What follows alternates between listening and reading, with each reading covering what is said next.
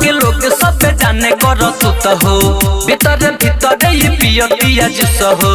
ये पिया जिस हो। गाँव के लोग सब जाने कर सुत हो भीतर भीतर ये पिया जिस हो। फरक पड़े न एक नरजी पहिले दीवाना रहे सरजी अब तो दीवाना बिया दरजी पहिले दीवाना रहे सरजी अब तो दीवाना बिया दरजी पहिले दीवाना रहे सरजी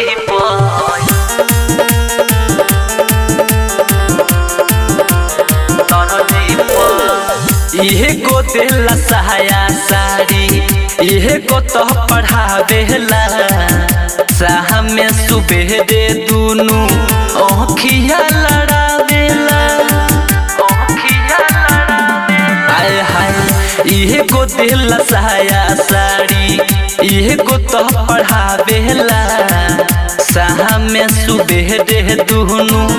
ओखिया लड़ावेला चलो तक में खाली खरजी पहिले दीवाना रहे सरजी अब तो दीवाना बिया दरजी पहिले दीवाना रहे सरजी अब तो दीवाना बिया दरजी पहिले दीवाना रहे सरजी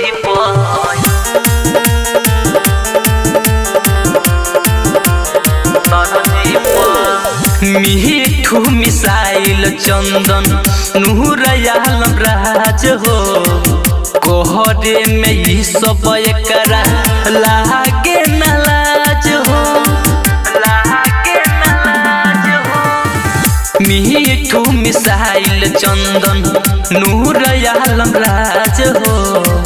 कोहरे में ये सब एकरा लागे न लाज हो।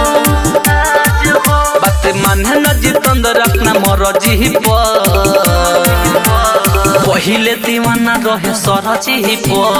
अब तो दीवाना बिया दरजी पहिले दीवाना रहे सरजी अब तो दीवाना बिया दरजी।